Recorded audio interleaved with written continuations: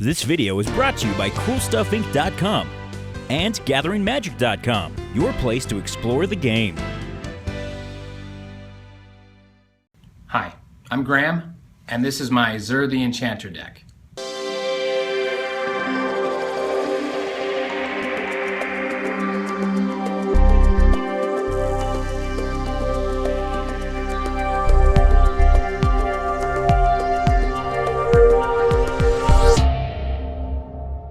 Okay, this is my Zur the Enchanter deck. He's a 1/4 flying human wizard for 1, a white, blue, and a black, and he says whenever he attacks, you may search your library for an enchantment card with converted mana cost 3 or less and put it into play. If you do, shuffle your library. What that does is, since you're not casting the enchantments and you're putting them into play, you skip the part where you target. So auras can target or be placed onto creatures with Shroud, for example. Also, the enchantments can't be countered since they're not being cast. So Zur's a toolbox commander. You can play him with Voltron, you can play him with stacks, you can play him with Pillow Fort, you can play him with combo. I play 0 infinite combos. This is a Voltron deck, so my goal is to get him suited up to where he can eventually start hitting people with one shot for more than 21 commander damage and knocking them out. The rest of the deck is focused on the engine that allows that to take place, which is the Voltron equipment, card draw, acceleration, and counter spells to protect. So here we go. So we've got some basic lands because you don't want to get blown out by a Ruination effect or Blood Moon effect. So basic lands are super helpful here. Also, I run land tax, which is really, really important to have a good number of basics. So I run 4 basic islands, which is not a lot, but it's enough. I also run 3 basic plains, and I run 2 basic swamps. Okay. I run all the original dual lands.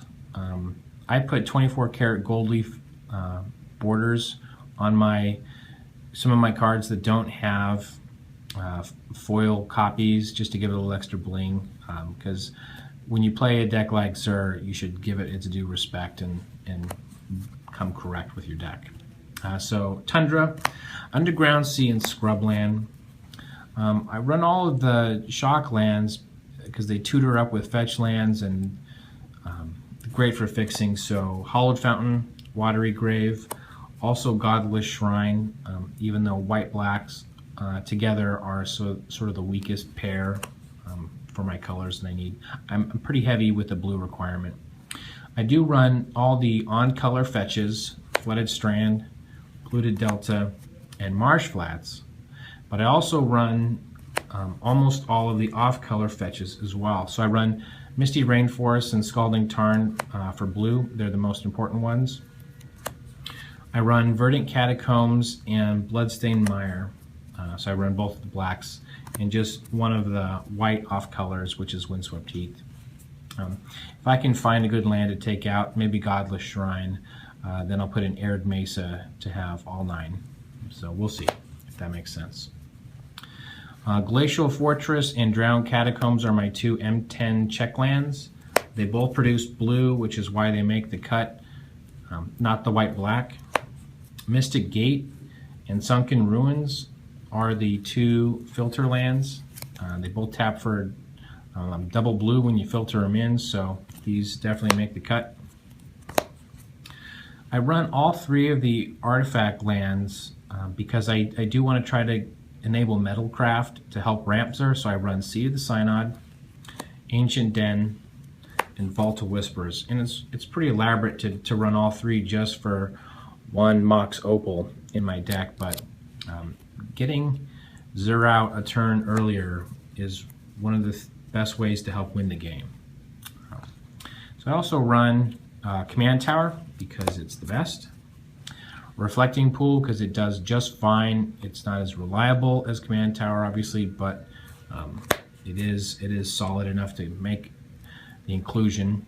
Sara Sanctum is a land that taps for 1 white for each enchantment you control. Now, Obviously, as the game goes on, this is going to get more and more powerful. Zur is going to put 1 into play per turn, and then you can cast any number of them from your hand that you have mana for.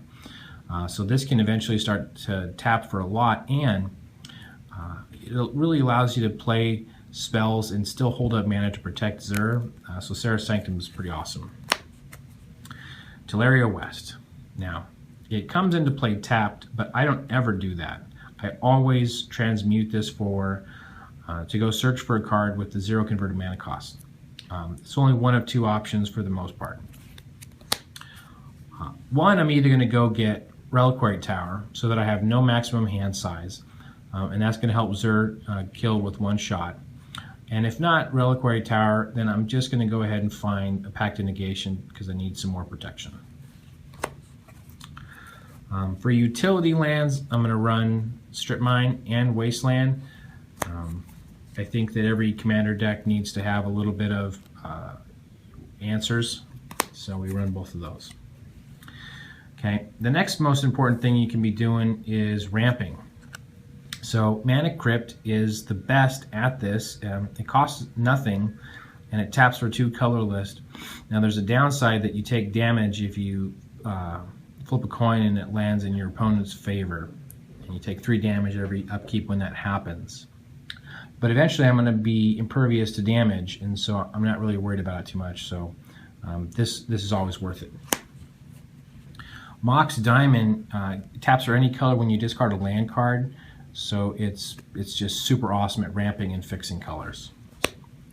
Chrome Mox, it ramps, but you have to exile a card, not discard. And it can't be an artifact or a land. And then you imprint that color of the card onto this Chrome Mox, and it taps for that mana. So you don't really want to do that for blue cards because they're so important, even though you want the blue mana. So this is really just helping me get them out a turn earlier. And it obviously comes in, it costs 0, so you can do it on turn 1 and help ramp. Mox Opal, this is another one.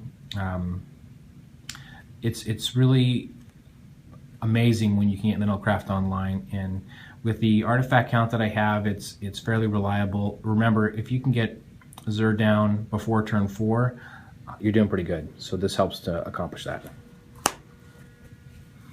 Okay, Soul Ring, staple, say no more. Talismans, I run Talisman of Progress, and I run Talisman of Dominance. Now each one are going to come into play untapped. They're going to be able to produce a blue, and so these are pretty decent ramps for Zur. What you want to do is play this on turn 1 or 2 so that you can cast Zur on turn 3, and these definitely help do that. In that same category are the Signets.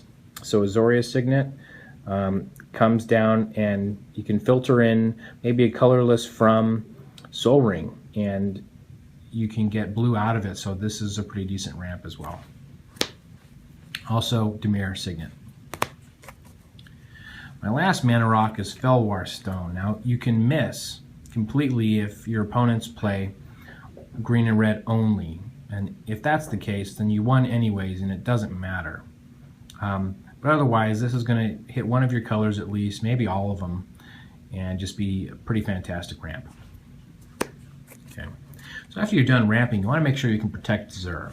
The very best is Force of Will. Comes down for free. The next best is Pact of Negation.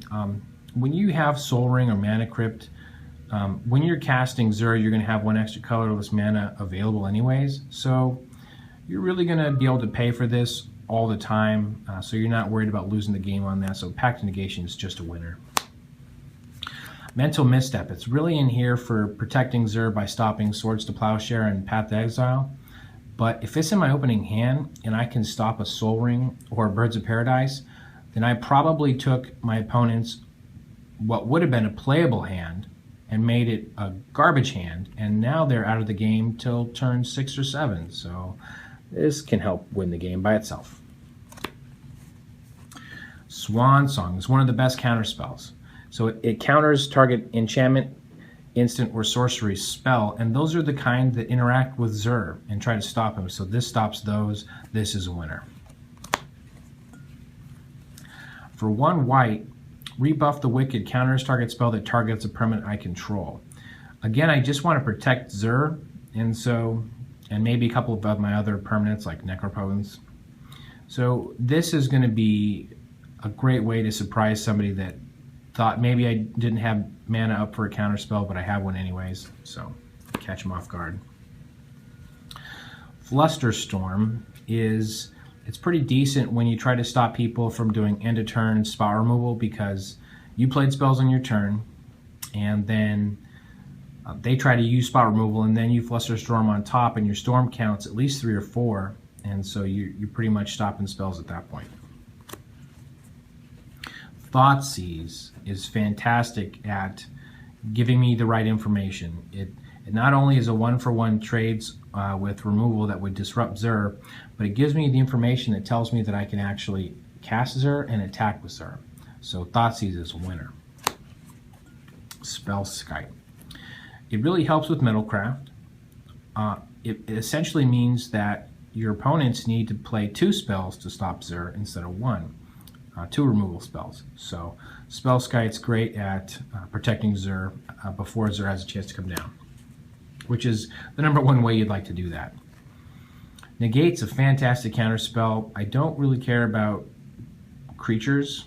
I want to stop spells that stop Zur, and that's it. So for the most part, there's not a lot of creatures that really shut down Zur, and if I find those, then I'll Wrath or I'll use spot removal on them. So Negate is one of the best counterspells. Vendillion Clique. It's like Thoughtseize. It gives me all the information I need. Okay, and in some circumstances, I can use this to tuck generals or other pesky cards in rare circumstances. I don't really do that a whole lot. What I want to do is I want to use this to see a hand, see if I can remove some removal out of their hand and protect Zur. And it's 3 casting costs, so it comes down in front of Zur.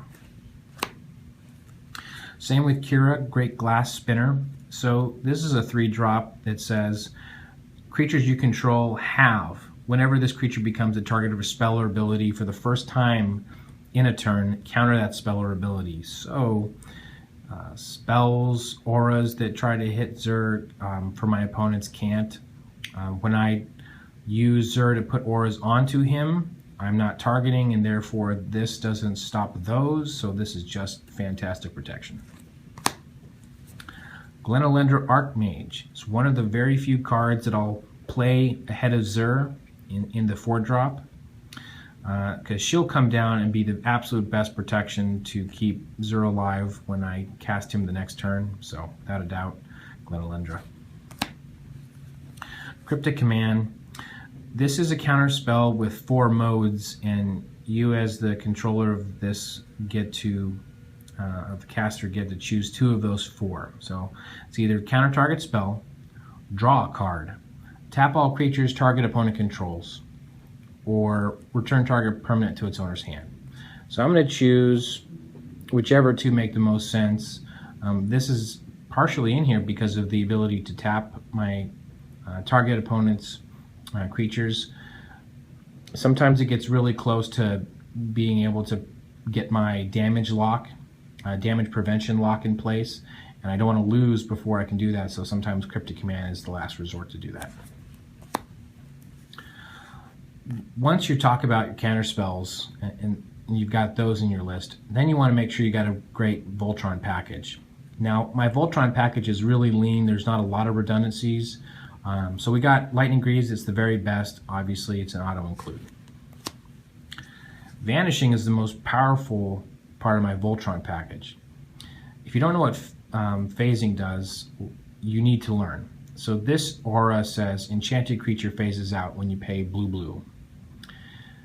Phasing takes the creature out. It phases out. All of the auras and equipment on it phase out.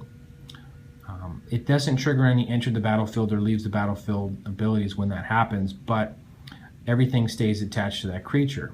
When it phases in, it does so every turn at the beginning of your untap step, so it gets to attack that turn. The other cool thing about this is actually phasing in and out of play doesn't go on the stack. Activating this ability does, but once that's resolved, then the phasing doesn't go on the stack. So Vanishing is is kind of a broken card.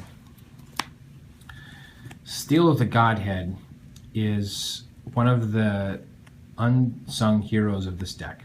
What you want to do is have Zur get big and gain you life so that you can pay more life to Necropotence and draw more cards and have more counter spells to protect Zur and win. So Steel of the Godhead gives him a lifelink, but it also gives him unblockable.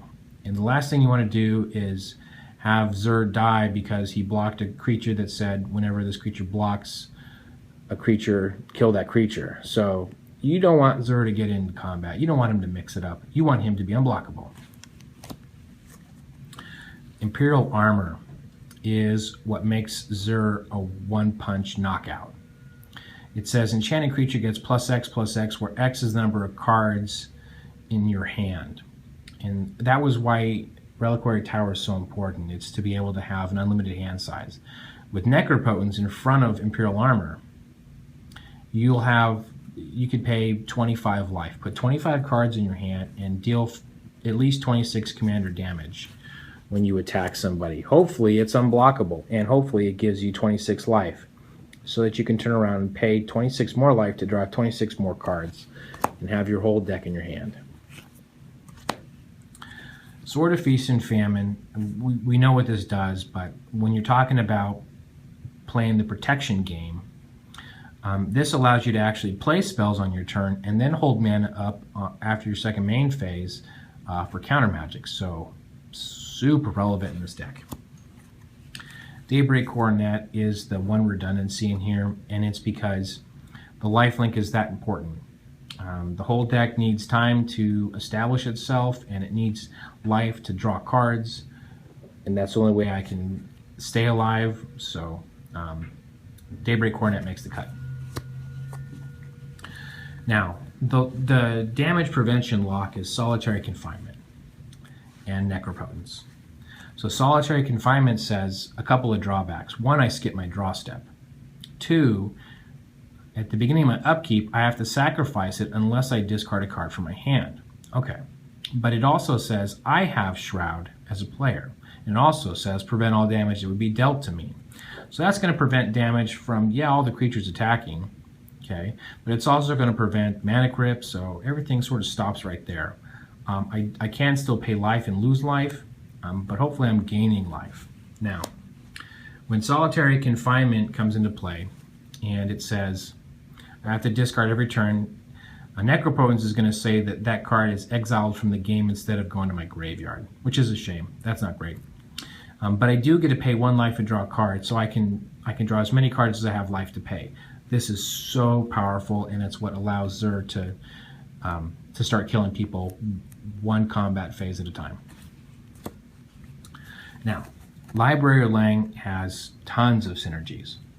So first of all, it says you have no maximum hand size. Now Necropotence can keep 20-some cards in my hand so Zur can kill with 1 hit. Also, it says if I'm forced to discard a card from my hand, I can put it on top of my library instead. So with Solitary Confinement, I don't have to exile that. The clever trick about that is if I have an enchantment in my hand that I don't want to cast, maybe because Zur has Shroud, and I want to put it directly into play with Zur's ability, then I can discard it, put it on top of my library so that Zur can tutor for it. So this allows me to cheat enchantments back into my library. Also, it only costs 1 to cast, so it's great to help with metal crafting. So Library of Lang is kind of an all-star here. Rest in Peace is just an answer.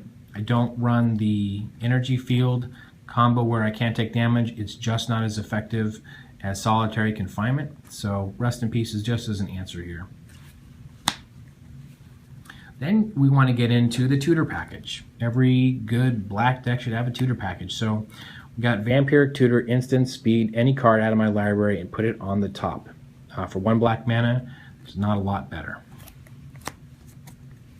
Enlightened Tutor gets a lot of work done because it can take what would be an unplayable hand and not having enough lands.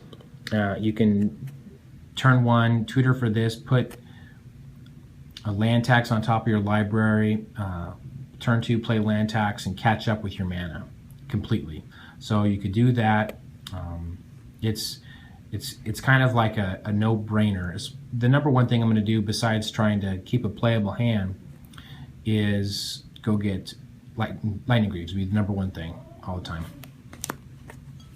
Mystical Tutor is going to go fetch up Force of Will. It tutors for instants and sorceries, but the number one thing I want to do is either protect my board, maybe if I know who I'm playing with and they've got something really nasty like Aurelia the War Leader, I'll go tutor up Bribery, take out Aurelia, and use her to help Zur get multiple enchantments into play and just up my troll status. Fabricate is a tutor. It's a sorcery, so I can Snapcaster Mage and repeat this. It's really going to go get Lightning Greaves or Library of Lang, depending on which one I need more. And by the way, when I tutor, I'm tutoring for whatever I need just then. Stoneforge, there's only 2 equipments in here. Lightning Greaves and Sword of Feast and Famine, but both of them are worth it enough to add this. For 2 mana, and I can go get that Lightning Greaves and then play it before I need to play Zur, you bet. Last tutor is Demonic Tutor. It's the best tutor. I don't have infinite combos, so when I use this, I don't instantly win the game. So I play this earlier, anytime I have 2 mana to spare, and I'm going to go get whatever piece of the puzzle I'm missing, whether that be Library of Lang or Reliquary Tower or a Force of Will or some acceleration card draw, you name it. I'll get anything that finishes putting the puzzle together. You're going to want to draw a lot of cards in this deck. Every deck wants to draw a lot of cards. This comes down for 2 mana. I could play it turn 1 or 2 and start drawing extra cards each turn. My converted mana cost average is 2.4 something. So this guy is not going to kill me. So he's an include. Rhystic Study is great in a lot of ways. Early game, when you need the cards, you can get this in play by hardcasting it instead of tutoring for it with Zur. And that saves you a combat phase. It saves you a turn where you can go get Solitary Confinement instead because you already have enough cards to discard to that. Also, it's blue, so it pitches to Force of Will, and drawing cards is amazing. So this is good. Phyrexian Arena, for the same reason as having enough cards to be able to skip getting Necropotence right away, it always makes the cut. Jace the Mind Sculptor keeps my hand full, but in addition to that, he does the really, really important thing, which is putting enchantments from my hand back into my library.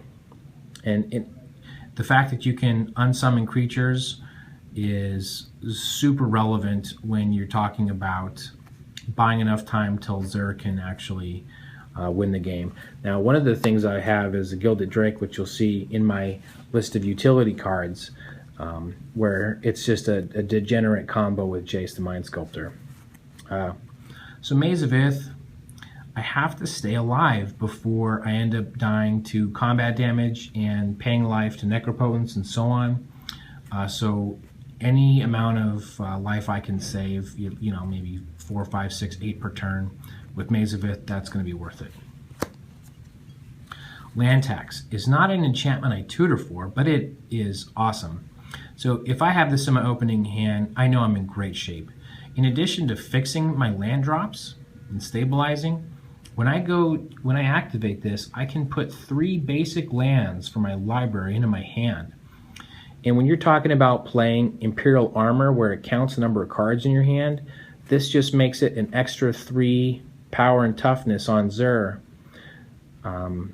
just for going and getting some extra lands. Now, if you have lifelink on Zur with that, then you're just gaining 3 more life. So land tax, it's fantastic. Run it. Sensei's Top. When you run the instant speed tutors that put cards on top of your library, this is a way to get those into your hand right away.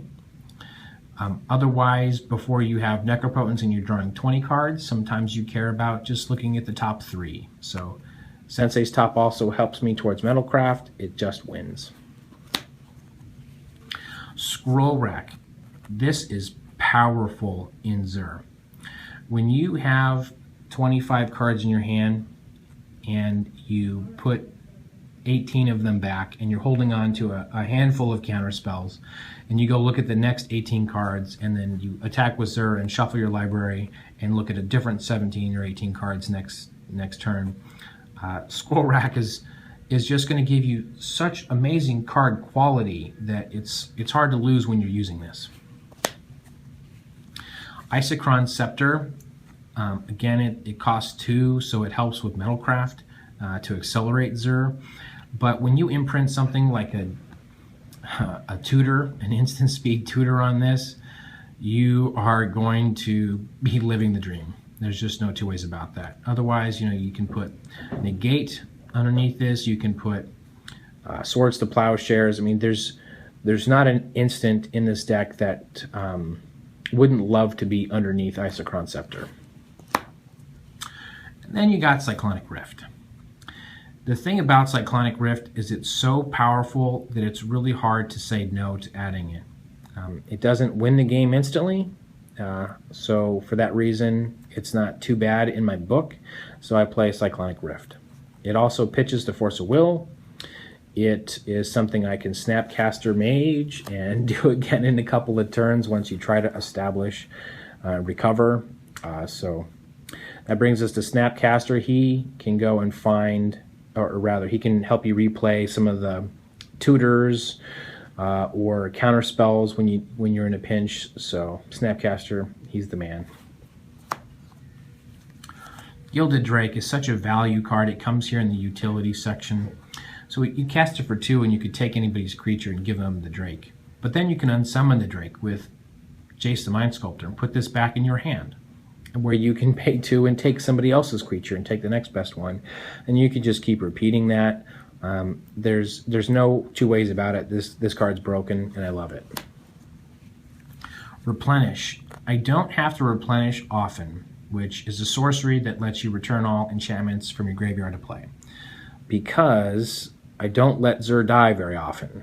But when the unthinkable happens and you played risky, you can replenish and catch up. Bribery. It's got massive utility. Basically, you can, at best, you can bribery on turn 2, and if you do that and you take an Eldrazi, it's you scoop and play a new game. Otherwise, mid to late game, you can. This is a control card in my book because I can go target those players playing my L or something that, have really nice creatures in there that I'd love to steal and ruin their days with. Swords to Plowshare because you need answers, and Path to Exile because you need more cheap answers. Detention Sphere and Oblivion Ring. Now, I'm never going to tutor with Zur to go find a Detention Sphere or an O-Ring. But what I am going to do is I'll be happy to pitch this to Chrome Mox, or I'll be happy to hardcast this. I'll be happy to pitch this to Force of Will. But it's just extra spot removal to help things that are kind of hurting my strategy, like Sheoldred or something like that. So these do have a slot in the deck. O-Ring doesn't pitch to Force of Will, but the fact that it answers non-land permanents, all of them, it does get the include. Aura of Silence is another enchantment that's an answer that I don't play as a tutor target for Zur. But if you can put this down early and you stop people from ramping out with their artifacts, or you use this to destroy someone's artifact or enchantment like Mirari's Wake or Doubling Season, you're gonna help yourself in the long run. So this is a great card to be able to hardcast early. In terms of more individual spot removal answers, we got Vindicate, targets anything. Now, we've got a couple of board wipes. Supreme Verdict. First of all, it can't be countered. Second of all, it's blue. So you can pitch it to Force of Will. It also is 2 colors, so it's nice to pitch to Chrome Mox. Otherwise, I'll just vanish out Zur and Wrath the board and I'll be swinging with a Voltron General next turn while everyone's trying to recover. Same goes with Damnation. I didn't have enough room to have Wrath of God and Damnation, so I just kept the really gruesome one. And the last one is Terminus. So Terminus, the final destination, if you really need to, you can Mystical Tutor, instant speed, put this on top of your library. Oops, you miracle it when you trigger your draw step with your Sensei's Divining Top and cast it for 1 white mana. So it's pretty much a final answer card.